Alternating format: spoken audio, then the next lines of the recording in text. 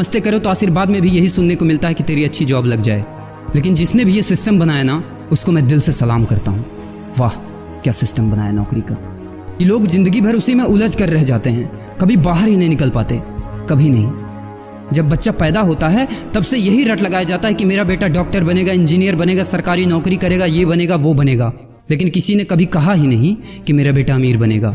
बचपन से लेकर आज तक घर में, समाज में 22 सालों तक इसी बात का इंतजार रहता है कि मेरे बेटे को कोई कंपनी अच्छी जॉब दे दे। लेकिन एक बार किसी ने नहीं बोला कि मेरा बेटा एक कंपनी खोलेगा और लाखों लोगों को जॉब देगा। उससे किसी ने कभी कहा ही नहीं, कभी नहीं।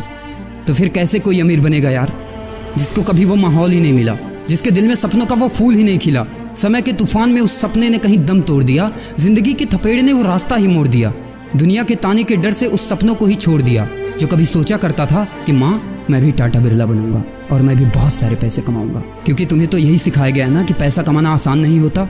जब कुछ करने की कोशिश करते तो यही सुनने को मिलता है ना कि ये बाल धूप में ऐसे ही सफेद नहीं हुए, जितना तुम्हारा उम्र है उतना हमारा तजुर्बा है। अरे टकली कराकर आग में झोंक दो उस सफेद बालों को और कबाड़ी में बेच दो उस तजुर्बे को।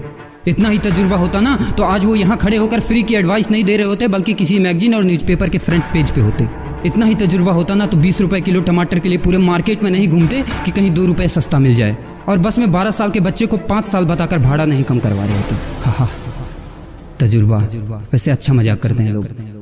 अबे किसकी बातें सुन रहा है? उन लोगों की जिन्होंने अपनी जिंदगी में कुछ उखाड़ा ही नहीं है, जो लोग लोमड़ी बनकर भाग गए स्ट्रगल के आगे, जो कभी शेर की तरह दहाड़ा ही नहीं है। ये लोग तुझे क्या सिखाएंगे कि पैसे कैसे कमाते हैं और अमीर कैसे बनते हैं। एक बार जा और झांक अपने घर में, अपनी सोसाइटी में, अपने शहर में। है कोई ऐसा जो वो लाइफ जी रहा है जो तू जीना चाहता है?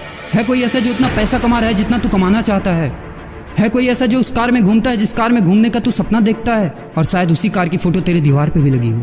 है कोई ऐसा जिसने उतना नाम कमा लिया जितना तू कमाना चाहता है, जितना तुझे चाहिए? झांक यार, झांक ले, पता चला कुछ। ये लोग जो तुझे फालतू की राय देने में लगे हैं कि ऐसा करो वैसा करो, कौन होते हैं ये लोग तुझे राय देने वाले, जब उन्होंने वो कभी हासिल ही नहीं किया?